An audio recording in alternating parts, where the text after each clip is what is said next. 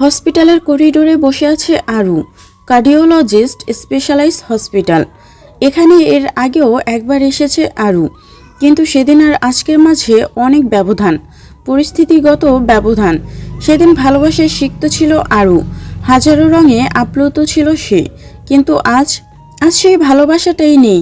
না, হয়তো আছে মনের খুব গভীরে, কোনো সুপ্ত এক কোণায়, এতটাই গভীরে যেখানে পৌঁছানোর পথটা আরুর নিজেরই অজানা।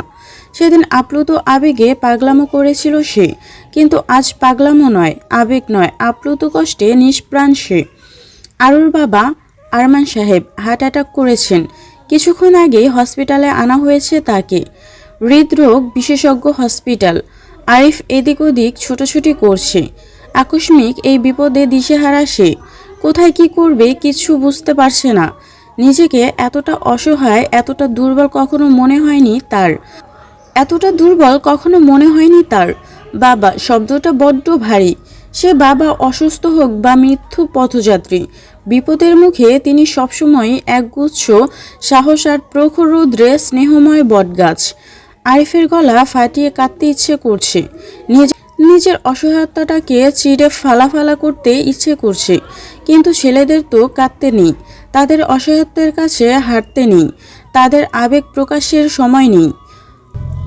আরিফও কাঁদে না, দলা পাকিয়ে গলায় আটকে যাওয়া কান্নাগুলোকে বারবার ঢোক গিলে হজম করে নেয়। ভাইকে এমন অস্থিরভাবে ঘুরে বেড়াতে দেখে উঠে আসে আরু। আরিফের হাতটা টেনে ধরে কাপা গলায় বলে, এখন আমি কি করব ভাইয়া? আরিফ ফিরে তাকায়। পেছনে দাঁড়ানো আরুকে দেখে রাগ, ক্ষোভ, কষ্ট সবকিছুই যেন মাথা চাড়া দিয়ে ওঠে।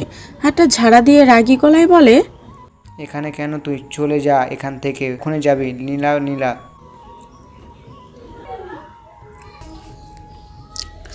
নীলা চোখের পানি মুছে দ্রুত এগিয়ে আসে। শরীরটা আর চলছে না তার। প্রেগনেন্সির 3 মাস চলে। এ সময়ে শরীর এমনিতেই দুর্বল থাকে, তার মধ্যে 2 দিন যাবৎ বাড়িতে যে হুল্লোড়, তাতে দুবেলা দুমুঠো খাবারও গিলতে পারেনি সে। কাপা পায়ে কিছুটা এগিয়ে এসে বলে, শান্ত হো আরিফ, এখন রাগ দেখানোর সময় নয়, বাবাকে দেখো। ওকে যেতে বলো নীলা। ওই এখানে থাকলে বাবা মা বাঁচবে না, আমাদের কাউকে বাঁচতেও দিবে না। জন্মানোর সময় আমরা মাকে কেড়ে নিয়েছে, আর আজকে বাবাকে কেড়ে নিবে। কাল দেখা যাবে। তোমাকেও ওকে যেতে বলো। আরিফ বাচ্চা মেয়ে, ছেড়ে দাও না। ভাইয়ের কথাগুলো যেন সূচের মতো ফুটে চলেছে আরুর মনে। যে ভাই নিজের সবটা সুখ আরুর ভাগ্যের সাথে জুড়ে দিয়ে চলেছে সেই ছোটবেলা থেকে, সেই ভাই আজ কত কঠিন কঠিন কথা বলছে তাকে। সত্যি তো, সব দোষ তো আরুর। তার জন্মটাই দোষে ছিল। রাফিনের প্রতি দুর্বলতাটা দোষের ছিল, রাফিনকে প্রশ্রয় দেওয়াটা দোষের ছিল, তার চুপ থাকাটা দোষের ছিল। এই জীবনটা তার দোষের খাতায় পরিপূর্ণ। এত এত দোষের বোঝায় কিভাবে বাঁচবে আরু? এভাবে কি বাঁচা যায়? আরু ফুপিয়ে ওঠে, ধরা গলায় বলে, ভাইয়া প্লিজ, এভাবে বলিস না প্লিজ। কথা বলতে বলতে এগিয়ে এসে আরিফের ডান হাতটা ধরতেই আবারও ঝটকা দেয় আরিফ। আরও ছিটকে যায়। ঝটকাটা যে এত জোরে হবে নিজেও বুঝতে পারেনি আরিফ। বোনের জন্য মনটা আটকে ওঠে তার, কিন্তু আরও পড়েনি দেখে স্বস্তি পায়। ফ্লোরে নয়, অপরিচিত কারো বুকের উপর গিয়ে ঠেকেছে আরু। অপরিচিত লোকটি আকস্মিক ঘটনায় খানিকটা চমকে ওঠে। আরুকে না ধরে হাত দুটো হালকা উঁচু করে ভ্রুকুচকে বলে, এক্সকিউজ মি, এটা কোনো গার্ডেন নয়, মাথা তুলে দূরে গিয়ে দাঁড়ান প্লিজ। আরও ঝটপট সরে দাঁড়ায়। খানিকটা দূরে দাঁড়িয়ে মাথা তুলে তাকায় সে, কিন্তু পর মুহূর্তে চমকে ওঠে।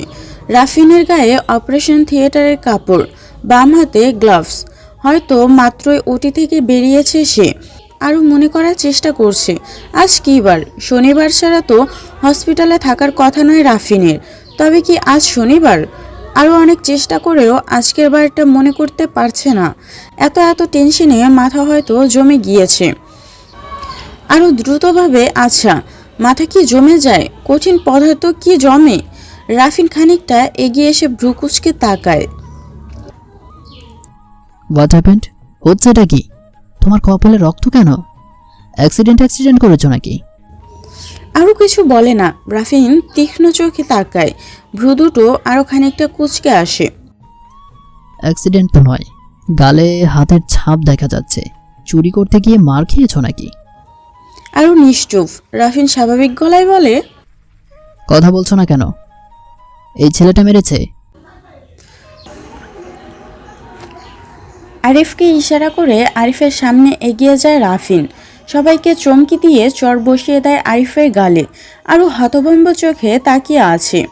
রাফিন আরও কয়েকটা চর বসাতেই ঠোঁট কেটে রক্ত বেরিয়ে আসে আরিফের। নীরা ছুটে গিয়ে আটকায়। চোখের সামনে স্বামীকে মার খেতে দেখতে পারে না সে, কিন্তু রাফিনকে আটকানো দুর্বল নীলার পক্ষে অসম্ভব হয়ে ওঠে। ছিটকে পড়ে ফ্লোরে। আরও একবার দৌড়ে এসে আরিফকে জড়িয়ে ধরে রাফিনের হাত আটকানোর চেষ্টা করে, বলে, ভাইয়াকে মারছেন কেন আপনি? ছাড়ুন ওকে। রাফিন থেমে গিয়ে সরু চোখে তাকায়। আগের থেকেও স্বাভাবিক গলায় বলে, ও তোমার ভাই নাকি? চেহারার মিল আছে। কথাটা বলে আরেকটা চর মেরে খানিকটা সরে দাঁড়ায় সে। আরিফ আরুকে ছাড়িয়ে দৌড়ে গিয়ে নীলাকে তোলে, শক্ত করে জড়িয়ে ধরে বলে, ঠিক আছে তুমি? নীলা কান্নায় বাকরুদ্ধ। চোখের সামনে স্বামীর এই অসম্মান মানতে পারছে না সে। হসপিটালের অনেকেই আর চোখে তাকাচ্ছে। রাফিন তার একটা চরের বিপরীতে কতগুলো জীবনের গতিপথ পাল্টে দিয়েছে, অথচ আরিফের করা অপমান তার কাছে অতি তুচ্ছ। মধ্যবিত্ত সমাজ বলে কথা, এদের কি আর মান সম্মান থাকে? রাফিনের হয়তো জানা নেই, মধ্যবিত্তদের মান সম্মানবোধ 16 আনা। তারা এই আত্মসম্মানের জন্য জীবনটাও দিতে পারে, যা হয়তো টাকার গালিচায় শুয়ে থাকা উচ্চবিত্তরা পারে না। রাফিন বিরক্ত মুখে সেখান থেকে সরে যেতে নিতেই একজন মেয়ে ডক্টর ছুটে আসেন। মেয়েটার চোখ মুখ শুকনো। রাফিনকে যে সে যথেষ্ট ভয় পায় তা চোখ মুখে স্পষ্ট। মাথা নিচু করে আমতা আমতা করে বলে, নিউ হার্ট পেশেন্ট অ্যাডমিট হয়েছে স্যার, ইটস ইমার্জেন্সি। রাফিন ভুরু কুচকে বলে, প্রবলেমটা কি? Heart attack. এনজিওগ্রাম করা হয়েছে? ইয়েস স্যার, 3টা ব্লক ধরা পড়েছে। ও, আপনারা ম্যানেজ করুন ডক্টর সারা। আজ আমার হসপিটালে আসার ডেট ছিল না, so I am busy. Doctor Sara সাহস নিয়ে বলে ওঠে, প্লিজ ডক্টর, রোগীর অবস্থা খারাপ, কেসটা আপনি দেখলে হয়তো বেঁচেও যেতে পারে। এটা একটা জীবনের প্রশ্ন। রাফিন বাঁকা হেসে বলে, সুন্দরী মেয়েদের কথা কখনোই শুনি না আমি, আর কাউকে বাঁচানোর ন্যূনতম ইচ্ছাও আপাতত নেই আমার। তবু ফাইলটা ক্যাবিনে পাঠান, সাথে পেশেন্টের রিলেটিভকেও। কথাটা বলে এক মুহূর্ত দাঁড়ায় না রাফিন। হঠাৎই বাপ নামক ব্যক্তিটার কথা মনে পড়ে যায় তার। সবার মতো বাবার কথা মনে হলে কান্না পায় না রাফিনের, তবে কোথাও একটা ব্যথা করে।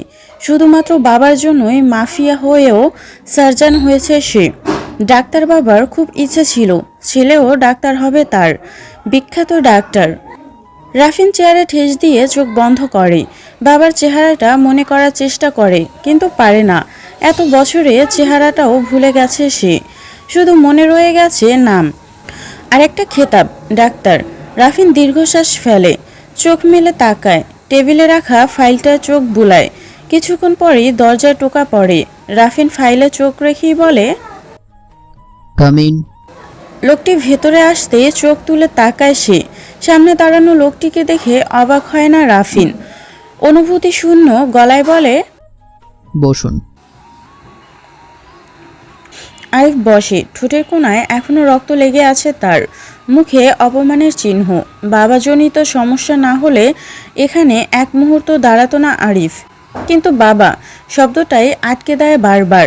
আরিফ ভেবেছিল রাফিন নিশ্চয়ই গাছ জ্বালানো কিছু বলবে, কিন্তু রাফিন তেমন কিছুই বলল না। একজন প্রফেশনাল ডক্টরের মতো বলল, আপনার বাবার হার্ট অ্যাটাক হয়েছে, সেটা তো জানেন। ওনার হার্টে 3টি ব্লক ধরা পড়েছে।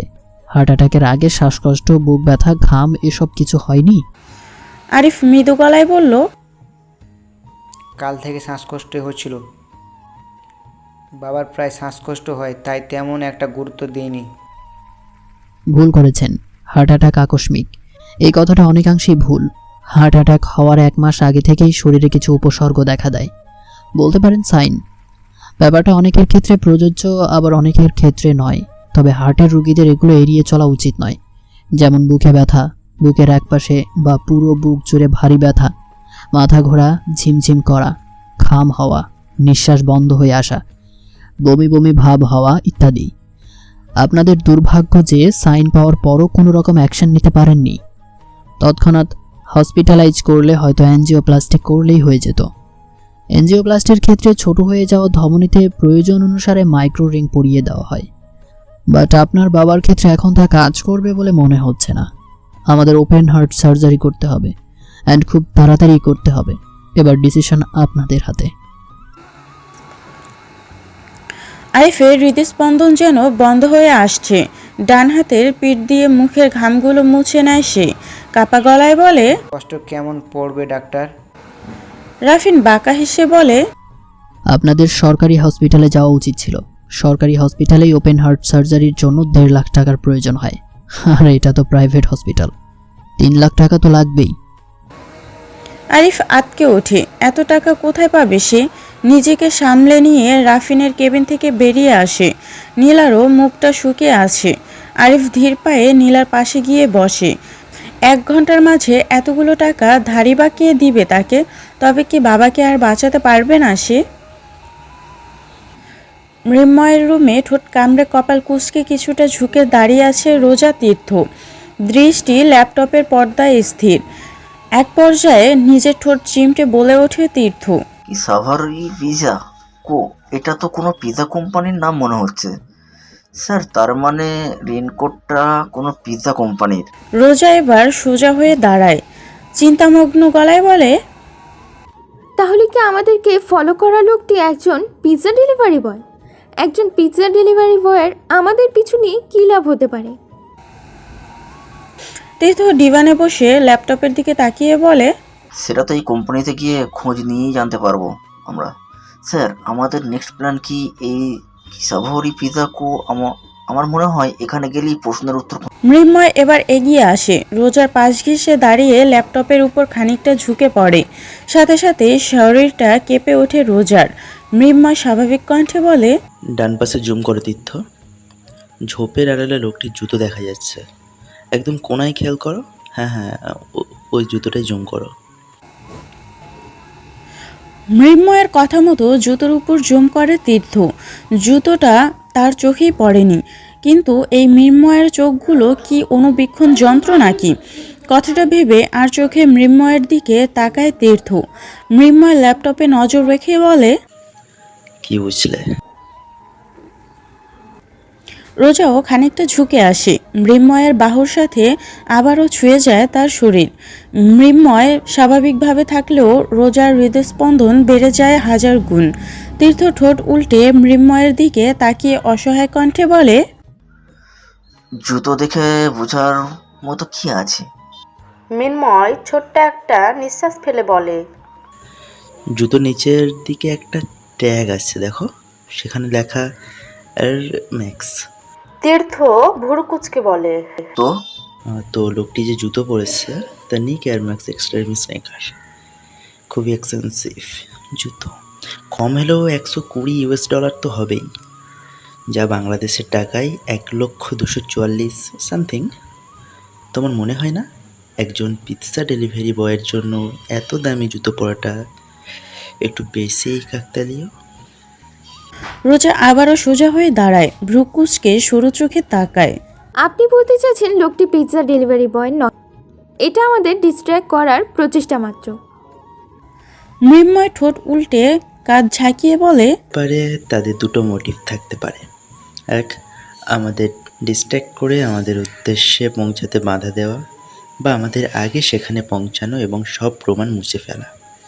2, আমাদের থ্রো গন্তব্য পৌঁছানো। যদি প্রথমটি ঠিক হয় তাহলে তারা চাইছে আমরা পিৎজা কোম্পানিতে গিয়ে লোকটির খোঁজ নিই এবং সময় নষ্ট করি, আর তারা খুব ইজিলি নিজের কাজটা কমপ্লিট করে নিক। তীর্থ এবার উঠে দাঁড়ায়, মাথায় হাত রেখে বলে, ওরে ব্যাস, কি কূটনীতি রে মা! তীর্থের কথায় পাত্তা না দিয়ে মৃন্ময়কে উদ্দেশ্য করে বলে, তাহলে আমাদের নেক্সট প্ল্যান কি শ্রীমঙ্গল? মৃন্ময় ডান হাতে নিজের চুলগুলো ঠিক করে পকেটে হাত দিয়ে দাঁড়ায়, চোখের ঘন পল্লব ঝাঁপিয়ে বলে, ইয়েস, আজ রাতেই বেরিয়ে যাব আমরা। যেতে 1 থেকে 1.5 ঘন্টা লাগবে। আজ রাত শ্রীমঙ্গল হোটেলে কাটিয়ে কাল ভোরে নিরালা খাসিয়াপুঞ্জির উদ্দেশ্যে রওনা দিব। খুব তাড়াতাড়ি পৌঁছাতে হবে আমাদের। You guys ready? তীর্থ রোজা মাথা হেলিয়ে সম্মতি জানায়, মৃদু কণ্ঠে বলে, ইয়েস স্যার। মৃন্ময় একটা দীর্ঘশ্বাস ফেলে, বাম হাতটা সামনে এনে ঘড়িতে চোখ রাখে। 3:40। ঘড়ি থেকে চোখ তুলে বলে, বিকাল গড়িয়ে যাচ্ছে, এখনও লাঞ্চ করা হয়নি আমাদের। সবাই ফ্রেশ হয়ে নিন, 20 মিনিট পর লাঞ্চ করতে বেরোবো। তারপর প্যাকিং। এখানে আর ফিরছি না আমরা। কথার মাঝে ফোন বেজে ওঠে মৃন্ময়ের। রোজা তীর্থকে যাওয়ার জন্য ইশারা করে। ফোনটা রিসিভ করে সে, শান্ত কণ্ঠে বলে, আসসালামু আলাইকুম, কে বলছেন? ওপাশে নীরবতা। কয়েক সেকেন্ড পর ইতস্তত গলায় বলে ওঠে, আসসালামু আলাইকুম স্যার। স্যার আমি আরিফুল ইসলাম, আরিফ, সিকিউরিটি অফিসার। মৃন্ময় হাসি মুখে বলে, ওয়ালাইকুম আসসালাম। হ্যাঁ বলুন, চিনতে পেরেছি। কোনো সমস্যা মিস্টার আরিফ? আরিফ থমকে যায়, কথা খুঁজে পায় না। আমতা আমতা করে বলে, আসলে স্যার। জি বলুন। আরিফ দম নেয়, সাহস নিয়ে বলে ওঠে, আমার বাবা অসুস্থ, হসপিটালে অ্যাডমিন। আটক করেছেন আসলে। আমার বাবা অসুস্থ। চরম বিরক্তি তৈরিতে এই ছোট্ট কথাটুই যথেষ্ট। কেই বা তার স্টাফের অসুস্থ বাবার খবর নেয়ার আগ্রহ দেখায় না, তার প্রয়োজনও বোধ করে না। উল্টো বিরক্ত হয়ে, কিন্তু মৃন্ময় বিরক্ত হয় না। ছোট্ট নিঃশ্বাস ফেলে আরিফের কথায় মনোযোগী হয়। আরিফের অস্বস্তি বুঝতে পারে। কিছু কিছু মানুষ আছে যাদের দম ফাটতেও মুখ ফাটে না। মৃন্ময়ের ধারণা আরিফও এমন একজন মানুষ। খুব বিপদে না পড়লে কারো কাছে হাত পাতার ছেলে আরিফ নয়। মৃন্ময় তার অস্বস্তি কমাতে নরম গলায় বলে, মিস্টার আরিফ, আপনার অ্যাকাউন্ট নাম্বার আর অ্যামাউন্টে মেসেজ করে দিন। আপনার অ্যাকাউন্টে টাকা পৌঁছে যাবে, চিন্তা করবেন না, বাবা ঠিক হয়ে যাবে। আরিফ আকস্মিক কেঁদে ফেলে। সে ভাবতেই পারেনি সম্পূর্ণটা না শুনে এত সহজে রাজি হয়ে যাবে মৃন্ময়। মৃন্ময় এবার অস্বস্তিতে পড়ে যায়। কান্নারত কোনো পুরুষকে কিভাবে সান্ত্বনা দিতে হয় জানা নেই তার। আরিফ নিজেকে সামলে নিয়ে ধরা গলায় বলে, থ্যাংক ইউ স্যার। আমি লোন হিসেবে শীঘ্রই টাকার পরিশোধ করে দিব স্যার। মৃন্ময় হাসে। এখন টাকা হিসেব করার সময় নাকি আরিফ সাহেব? এটা আমার দায়িত্ব ছিল আর আপনার অধিকার। গিয়ে বাবার খেয়াল রাখুন। বাবা কিন্তু একটাই হয়, বাবাকে ধরে রাখতেই হবে গো। আল্লাহ হাফিজ। ফোন কেটে সোহেলকে ফোন দিয়ে আরিফের অ্যাকাউন্টে টাকা ট্রান্সফার করতে বলে ফ্রেশ হয় মৃন্ময়। কালকের দিনটা খুব দীর্ঘ হতে চলেছে তাদের। বিকাল 4টা। লাঞ্চ করতে বসেছে তীর্থ, রোজা আর মৃন্ময়। তীর্থ রোজার টুকটাক কথা বললেও মৃন্ময় নিশ্চুপ। হঠাৎ করেই মৃন্ময়কে উদ্দেশ্য করে বলে ওঠে রোজা, মিস্টার হিরো, আমরা তো রাতেই চলে যাচ্ছি। এখানে কি আর ফিরবো না? কত কিছু দেখার আছে। বিছানা কান্দিরা, তারগুল, জাফলং, আরও কত কিছু। এইসব জায়গায় কখনো ঘুরবো আমরা? মৃন্ময় খেতে খেতে জবাব দেয়, আপনি হানিমুনে আসেননি মিস রোজা? নেক্সট টাইম যখন হানিমুনে আসবেন তখন না হয় হাজব্যান্ডকে নিয়ে ঘুরে বেড়াবেন। এবার আপাতত হচ্ছে না। মৃন্ময়ের শান্ত কণ্ঠে অতি সত্য কথাগুলো রোজার রেগে যাওয়ার জন্য যথেষ্ট। রোজা রেগে তাকায়। তীর্থ খাবার মুখে দিয়েই ফিক করে হেসে ওঠে। রোজা দাঁতে দাঁত চেপে নিজের রাগটা সামলে নিয়ে বলে, কেন হানিমুনে এসেই ঘুরে বেড়াতে হবে কেন?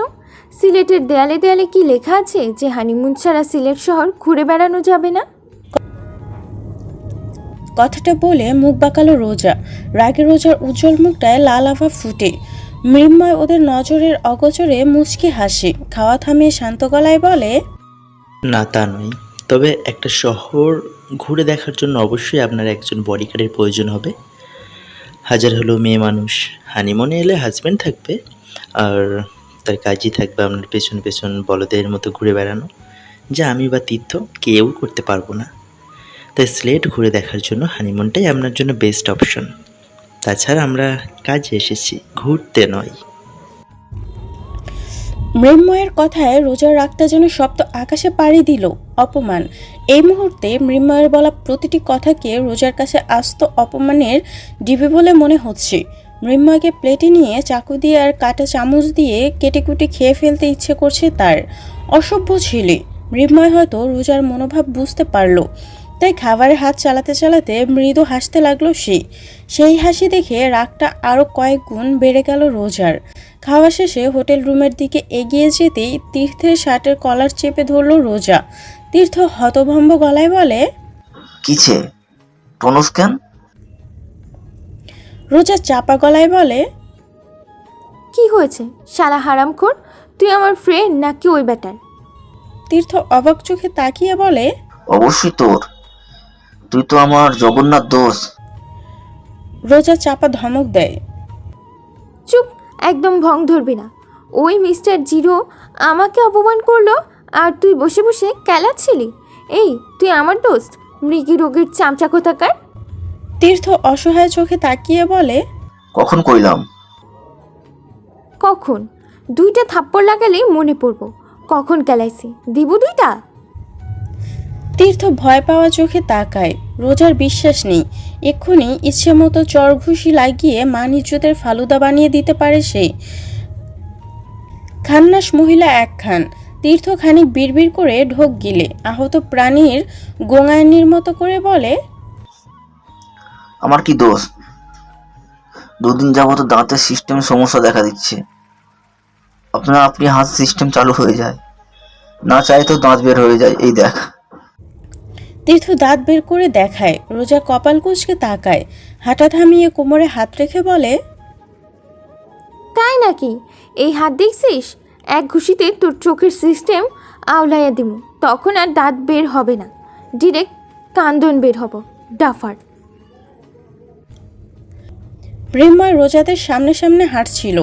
রোজা তীর্থ নিচু গলায় কথা বললেও সবটা কানে এলো তার, সেই সাথে পেট ফাটা হাসিও পেল। রোজা তীর্থের আড়ালে মুখ টেপে হেসে নিজের রুমে ঢুকে গেল সে। যাওয়ার সময় ওদের দিকে না তাকিয়ে বলল, 7টায় বের হচ্ছি আমরা, গেট রেডি গাইস। আরমান সাহেবকে ওটিতে ঢুকানো হয়েছে প্রায় 3 ঘন্টা হলো। আরও দেয়ালে মাথা ঠেকিয়ে বসে আছে চুপচাপ। আরিফ এদিক ওদিক পাইচারি করছে। লীনা এক দৃষ্টিতে স্বামীর মুখের দিকে তাকিয়ে আছে। ঠোঁটের কোণে রক্ত শুকিয়ে গেছে, ডান গালে আঙুলের ছাপ। ছাপগুলো দেখে শরীর কাঁপিয়ে কান্না আসছে লীনার। আজ প্রথম আরুর প্রতি রাগ লাগছে তার। এজন্য নয় যে রাফিন আরুর পরিচিত, এজন্য যে আরিফকে মারার পরও চুপ ছিল আরু। রাফিনের দেওয়া আঘাতগুলো তো কিছুই না, এর থেকেও 1000 গুণ আঘাত সহ্য করেছে আরিফ। কিন্তু এতগুলো মানুষের সামনে নিজের ছোট বোনের জন্য মার খাওয়াটা কি সত্যি মেনে নেওয়া যায়? লীনা জানে আরিফ ভাঙছে, মনের দিক থেকে চুরমার হয়ে যাচ্ছে, আর সেই চুরমারের শব্দটা লীনার কানে যেন অভিশাপের মতো আঘাত করছে। আরও কি পারতো না রাফিনকে কিছু কড়া কথা শোনাতে? যে ভাই বোনের শরীরে মশা কামড় দিবে বলে সারা রাত জেগে থাকতো, সেই ভাইয়ের জন্য এতটুকু দুঃসাহস কি দেখাতে পারতো না আরও? অভিমান আর ক্ষোভ বুকটা ভার হয়ে আসে লীনার। দুহাতে মুখ ঢেকে স্বামীর মুখটা মনে করা চাপা গলায় ডুকরে ওঠে সে। লীনার কান্নার আওয়াজে চমকে ওঠে আরিফ, দৌড়ে পাশে এসে বসে, মাথায় হাত বুলিয়ে নরম গলায় বলে, তোমার শরীরকে খুব খারাপ লাগছে নীলা, কী সমস্যা হয়েছে বলো, প্লিজ কেঁদো না। বাবার জন্য চিন্তা করছো, বাবা একদম ঠিক হয়ে যাবে পাগলি। ঠিক তো হতেই হবে, আল্লাহ কি এত নিষ্ঠুর হতে পারে না? লীনা চোখ তুলে তাকায়, ঠোঁট কামড়ে কান্না আটকানোর চেষ্টা করে। আরিফ দীর্ঘশ্বাস ফেলে হালকা হাসে। হাজারো কষ্টমাখা সেই হাসিটা লীনাকে আবারও ভেঙে গুড়িয়ে দেয়। আরিফ লীনাকে বুকে টেনে নিতেই আবারও ফুঁপিয়ে ওঠে সে। প্রতিটি স্ত্রীর কাছেই তার স্বামী অসাধারণ একজন মানুষ, লীনার কাছেও তাই। এত বছরের সংসার জীবনেও আরিফকে হাজারো কষ্ট বুঝতে দেখেছে, কষ্টেও হাসতে দেখেছে, সবাইকে একা হাতে আগলে রাখতে দেখেছে, কিন্তু কখনো ভাঙতে দেখেনি, হেরে যেতে দেখেনি। কিন্তু আজ আরিফের চোখে পরাজয়ের গ্লানি, বোনের কাছে ভালোবাসার যুদ্ধে পরাজিত এক মানব সে। গাড়িতে বসে আছে তীর্থ, রোজা আর মৃন্ময়। গাড়ি চালাচ্ছে আলী। তীর্থ নিচু গলায় ফোনে কথা বলছে। রোজা রাতের সিলেট দেখতে মগ্ন। দূরে অন্ধকারাচ্ছন্ন কালো পাহাড়, চাঁদের আলোয় কোনো কোনটা কালো তো কোনোটা গাঢ় নীল, যেন মস্ত এক দৈত্য পাহাড় দিয়ে চলেছে এই অসম্ভব মায়াবী শহর। গাড়ির গ্লাস নামানো বলে রোজার চুলগুলো বাতাসে মত্ত হয়েছে। মৃন্ময় সিটে গা এলিয়ে দিয়ে সামনের গ্লাসটিতে তাকিয়ে আছে। রোজার উড়ন্ত চুলগুলো যেন খুঁটিয়ে খুঁটিয়ে দেখছে সে। মৃন্ময়ের ধারণা ছিল রোজাকে শাড়ি আর স্কার্টে সবচেয়ে সুন্দর লাগে, আধুনিকতার ছোঁয়ায় বেমানান লাগবে তাকে। কিন্তু মৃন্ময়ের ধারণা সম্পূর্ণই ভুল প্রমাণ হলো আজ। রোজার গায়ে হোয়াইট লেডিস শার্ট আর ব্লু জিন্স যে এতটা মানিয়ে যাবে চিন্তা করতে পারেনি সে। মৃন্ময় চোখ বুঝল, বুকটা ধরফর করছে তার। রোজা মৃন্ময়ের আশেপাশে থাকলেই অস্থিরতাটা চরম আকার ধারণ করে, গলা শুকিয়ে আসে, শ্বাস নেওয়াটাও দায় হয়ে পড়ে। তবুও বাইরে থেকে কতটা স্বাভাবিক সে। ভেতরে বয়ে যাওয়া ঝড়ের সাথে বাইরের চেহারাটার কোনো যোগ নেই। দুটো যেন দুই জগতের বাসিন্দা, একদম অচেনা। মৃন্ময় দীর্ঘশ্বাস ফেলল। আলী বেশ কিছুক্ষণ ধরে উসখুস করছিল। গাড়িতে বসার পর থেকে একটা কথা বলার সুযোগ পায়নি সে।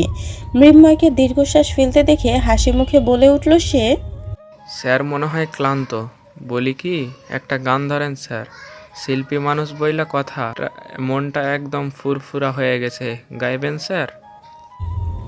মৃন্ময় চোখ খুলে আবারও আয়নায় তাকালো। রোজা বাতাসের অত্যাচারে অতিষ্ঠ হয়ে চুলগুলো মুড়িয়ে হাতখোপা করায় ব্যস্ত। মৃন্ময়ের চাহনিটা তার চোখে পড়ল না। মৃন্ময় আবারও চোখ বন্ধ করে নিল। অসম্ভব সুন্দর গলায় গেয়ে উঠল, তোমার চুল বাঁধা দেখতে দেখতে, তোমার চুল বাঁধা দেখতে দেখতে ভাঙলো কাছের আয়না। তোমার ছলা কলা দেখতে দেখতে, তোমার ছলা কলা দেখতে দেখতে হে ভাঙলো বুকের আয়না। গানটা শেষ হতে চমকে উঠল রোজা। তীর্থ ফোন কেটে মনোযোগী হয়েছে গানে।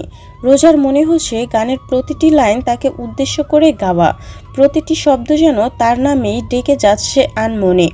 পর মুহূর্তে নিজের ভাবনাটাকে দূরে ঠেলে সিটে গা এলিয়ে দিল রোজা। এও কি সম্ভব? মৃন্ময়ের মতো একজন সেলিব্রিটি তাকে উদ্দেশ্য করে গান গাইবে? কথাটা নিজের কাছে বড্ড হাস্যকর লাগলো রোজার। সকাল 10টা। রোজা, তীর্থ, মৃন্ময় ছুটেছে গন্তব্যে। রোজার গায়ে white ladies shirt, black jacket, blue jeans, লম্বা চুলগুলো খোপা করা, চোখে ব্ল্যাক সানগ্লাস, পায়ে কেডস, পিঠে ঝুলছে ছোট্ট ব্যাগ। রোজার এমন রূপ তীর্থের জন্য পুরনো হলেও মৃন্ময়ের কাছে একদমই নতুন। রোজাকে এমন পোশাকে দেখে শান্ত বুদ্ধির অধিকারী মৃন্ময়ও খানিকটা হকচকিয়ে যায়। এই মেয়েটাকে দেখে বোঝার উপায় নেই যে মেয়েটা আদৌ কখনো শাড়ি পরেছিল কিনা, অথচ ঢাকার অলিগলিতে সবসময় শাড়িতে মোড়ানো রূপেই দেখা যায় তাকে।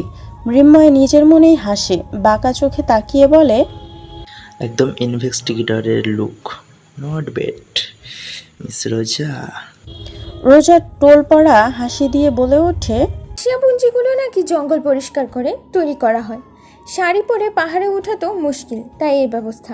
মৃন্ময় মাথা ঝাঁকায়। আলী গাড়ি স্টার্ট দিতেই জানালার দিকে ঝুঁকে পড়ে রোজা। প্রাণ ভরে শ্বাস নিয়ে হাসি মুখেই বলে ওঠে, খাসিয়ারা তো মাতৃপ্রধান, তাই না? মৃন্ময় হাসি মুখে উত্তর দেয়, হ্যাঁ, মাতৃপ্রধান। ওদের রীতিগুলো আমাদের রীতি থেকে সম্পূর্ণ ভিন্ন। পরিবারের সব দায়িত্ব মেয়েদের ঘাড়ে, এমনকি কাকে বিয়ে করবে সেই ডিসিশন নেওয়ার স্বাধীনতাও মেয়েদের ঘাড়ে। অন্য গোত্রের পছন্দ মতো ছেলেকে বিয়ে করতে পারে, অধিকাংশ সময়ই মেয়েদের ইচ্ছেই বিয়ে হয়। মেয়েরা যাকে ভালোবাসে তাকে নিজেদের বাড়িতে দাওয়াত দেয়, কখনো বা 2-4 দিন একসাথে টাইম স্পেন্ড করে, তারপর ডিসিশন নেয় যে বিয়ে করবে কিনা। মৃন্ময়ের কথা শেষ না হতেই সামনের দিকে হামলে পড়ে তীর্থ। চোখ বড় বড় করে রোজার দিকে তাকিয়ে বলে, দোস্ত, এরা কি ফরওয়ার্ড দেখছো নি? বিয়ের আগে হানিমুন, উফ, এই নিয়মটা আমাকে ওখানে নাই কেন বল তো? কি জোস একটা নিয়ম বস। মৃন্ময় নিঃশব্দে হাসে। রোজা বিরক্তিতে কপাল কুঁচকায়, ঝাঁঝালো গলায় বলে, তুই জীবনে শুধরাবি না তীর্থ। ফ্লার্ট কইরা মন ভরে না, এখন তোর হানিমুনও করা লাগবো। খারা মালিহাকে বলতাছি। তীর্থ মুখ কালো করে শান্ত হয়ে বসে, চোখে তাকিয়ে বলে, জিন্দগিতে আমার খুশিতে খুশি হইলি না তুই রোজা। সারাদিন মালিয়া মালিয়া করস কেন? ভাল লাগে না। স্যার আপনি শুরু করুন তো। এই মহিলার বকবকের চেয়ে আমার মুখে খাসিয়া মেয়েদের গল্প শোনা ঢের ভালো। মৃন্ময় হেসে দেয়। গ্লাসে রোজার ভ্রু কুচকানো মুখটা দেখে নিয়ে আবার বলে ওঠে সে, খাসিয়া মেয়েরা বিয়ের পাশাপাশি বিচ্ছেদ অগ্রাধিকার প্রায়। ওদের ইচ্ছে হলে স্বামীকে ত্যাগ করে নতুন কাউকে বিয়ে করতে পারে। আর সবচেয়ে অদ্ভুত ব্যাপার হলো আমাদের সমাজের ছেলেরা একসাথে একাধিক বিয়ে করতে পারলেও রাখাইনদের সমাজে মেয়েরা একসাথে একাধিক বিয়ে করতে পারে। ছেলেদের সেই অধিকার নেই বললেই চলে। রোজা ড্যাব ড্যাব করে তাকায়, তারপর চোখ মুখ কুচকে বলে, ছি, একসাথে দুটো স্বামী। মৃন্ময় হেসে বলে, ছিয়ের কিছু নেই মিস রোজা, ওটা ওদের সমাজে প্রচলিত। তাছাড়া সবাই তো করে না, যাদের প্রয়োজন হয় তারাই করে। তীর্থ বাঁকা হেসে বলে, খাসিয়ার মাইয়াদের দেখি খুব সুবিধা। আচ্ছা এদের ধর্মটা কি মুসলিম আছে নাকি?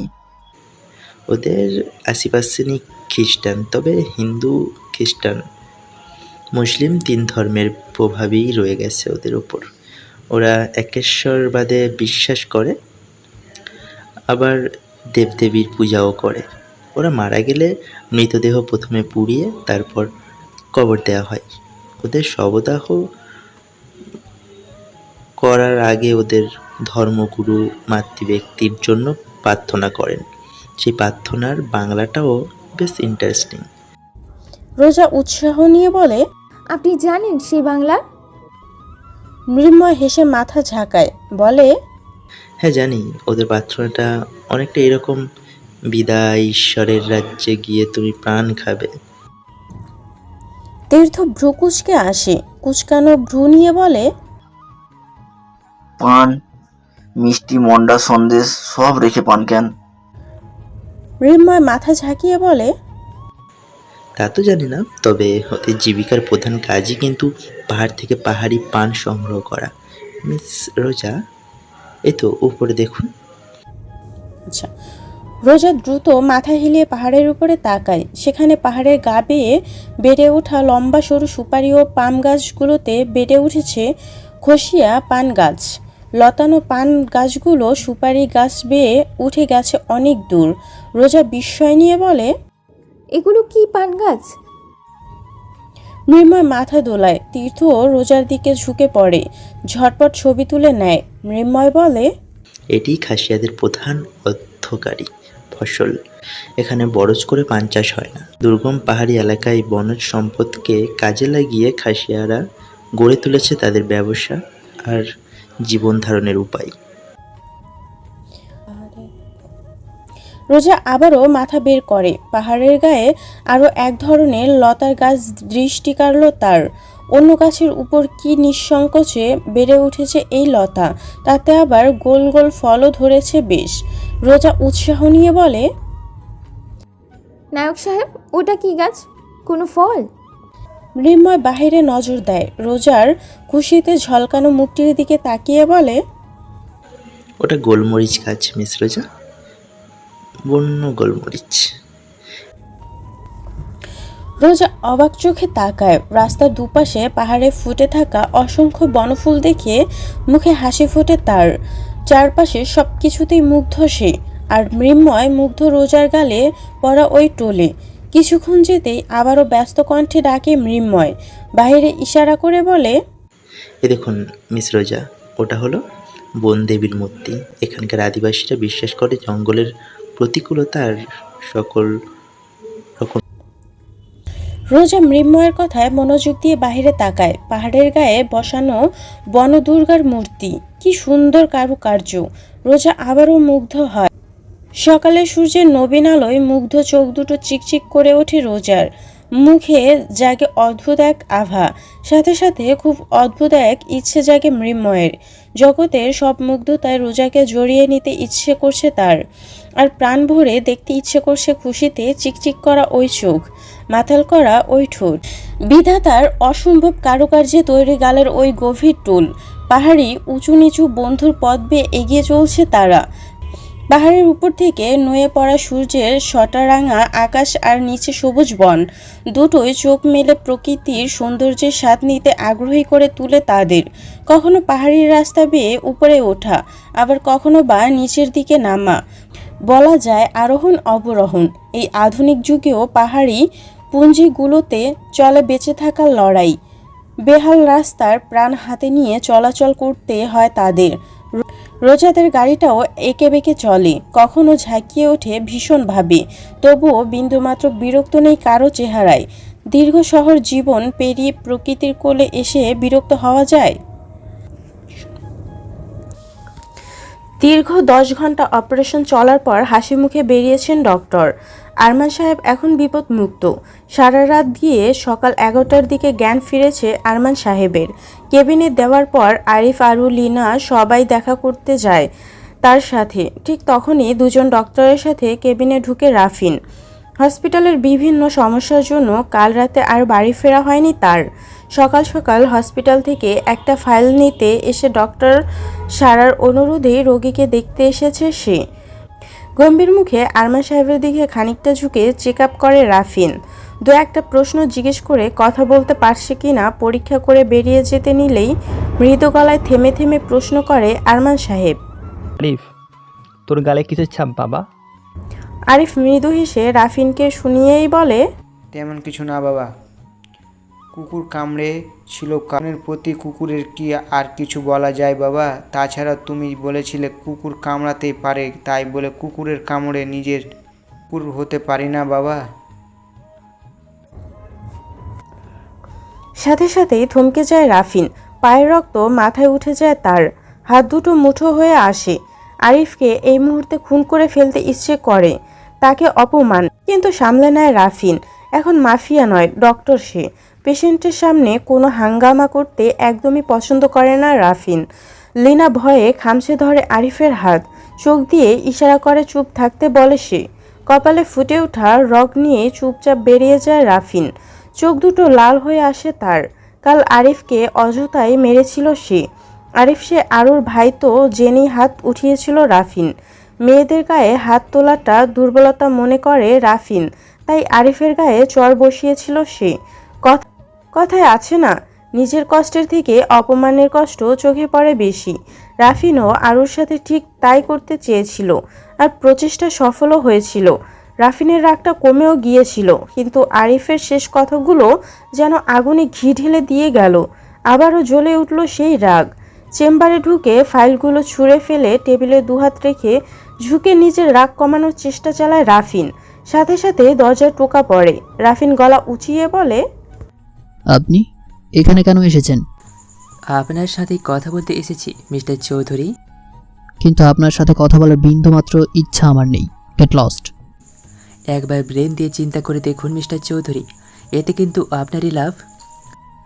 অদ্ভুত মানুষ তো আপনি। আপনার কি মনে হয় আমার টাকার কম আছে? আমি খারাপ কাজ করি ঠিক, এবং ভবিষ্যতেও করব। তাই বলে একজনকে মেরে তার সব সম্পত্তি নিয়ে নিব এমন মানুষ আমি নই। এমন ব্যবসা করলে বাংলাদেশে একজনও ধনী লোক থাকতো না।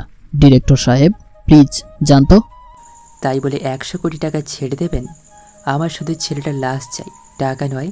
আর ছেলেটাকে মারলে তার সব সম্পত্তি আপনার কবজায়। এই দুনিয়ায় তার আর কেউ নেই মিস্টার চৌধুরী। আর তাছাড়া এমন তো নয় যে মার্ডার করেন না আপনি। এটা তো রোজগার কাজ আপনার, তাহলে সমস্যাটা কি? আমি কোনো রাস্তার গুন্ডা নই যে ভাড়া করবেন আমায়। লোকটি হাসে, চেয়ার টেনে বসে বলে, জানি, কিন্তু ওকে মারলে আপনার লাভটাই সবচেয়ে বেশি চৌধুরী সাহেব। শুনলাম তার জন্য বস্তি কবজা করতেও প্যারেশানি হচ্ছে আপনার। মাত্র তো 3টা খুন, ব্যাস কাজ খতম। রাফিন ভ্রু কুঁচকে বলে, 3 জন কেন? মেয়েটাকে মেরে কি লাভ আপনার? কোনো লাভ নেই, তবে ক্ষতি আছে। খুনের প্রমাণটা থেকে যাবে। এই প্রমাণ ডাকতেই তো 14টা বছর ধরে এত কসরত করে চলেছি চৌধুরী সাহেব। এমনভাবে খুন করবেন যেন ওই পাহাড় থেকে 3 জনই হাওয়া হয়ে যায়। তাছাড়া মেয়েটা কিন্তু আপনার শত্রুর একমাত্র কন্যা। এক ঢিলে 2 পাখি মারা হয়ে যাবে। ছবিগুলো দেখেছেন? ব্যাপক সুন্দরী মেয়ে, চাইলে তোলেও আনতে পারেন। ইউজ করে বেঁচে দিতেও কোনো সমস্যা নেই। কথাটা বলে গা চালানো হাসি দেয় লোকটি। চোয়াল শক্ত হয়ে আসে রাফিনের। আচমকা কলার চেপে ধরে বলে, আমি মেয়েদের ব্যবসা করি না, ইডিয়েট। মেয়েরা মেয়েই হয়। মেয়েদের সম্মান দিয়ে কথা বলো মাস্টার, নয়তো পুঁতে রেখে দেব। আর যার কথা বলছিস সে কোনো বাজারের মেয়ে নয় যে ইউজ করব, ভদ্র ঘরের মেয়ে। সো মুখ সামলে, গট ইট? লোকটি ভয় পেয়ে যায়। বাম হাতের উল্টো পাশ দিয়ে কপালের ঘাম মুছে নিয়ে বলে, সরি মিস্টার চৌধুরী, কিন্তু খুন করতে তো কোনো সমস্যা নেই। 3টা খুনে 100 কোটি টাকা হাতে আসছে আপনার। একটু তো ভেবে দেখুন, নিজ হাতে না করলে অন্য কাউকে দিয়ে করান। আমার কিছু লোক পিছু নিয়েছে, ওদের লোকেশন ট্র্যাক করতে কোনো সমস্যা হবে না। এবার ডিসিশন আপনার। রাফিন কলার ছেড়ে দিয়ে সোজা হয়ে দাঁড়ায়। চেয়ারে গা এলিয়ে দেয় সে।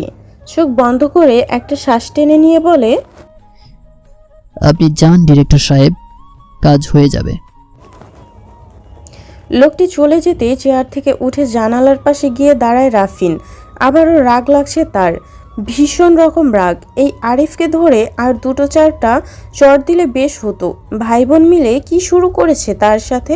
একজন বিনা কারণে চড় লাগায়, আর একজন গালি দেয়, আর অন্যদিকে রোজা। উফ, রাগে মাথা ফেটে যাচ্ছে তার। কাউকে ধরে ইচ্ছে মতো পেটাতে পারলে রাগটা শান্ত হতো তার। টেবিল থেকে একটা ফাইল তুলে নিয়ে সোফায় রাখা কোটটা হাতে নিয়ে হসপিটাল থেকে বেরিয়ে এলো রাফিন। মাথায় আরু, রোজা, আরিফ সবকিছু যেন একেবারে চলছে তার। এই আরু আর আরিফকে কিছুতেই একসাথে থাকতে দেয়া চলবে না। শরীরে যন্ত্রণার থেকে মানসিক যন্ত্রণা বেশি কাঁদায়। রাফিনও তাই করবে।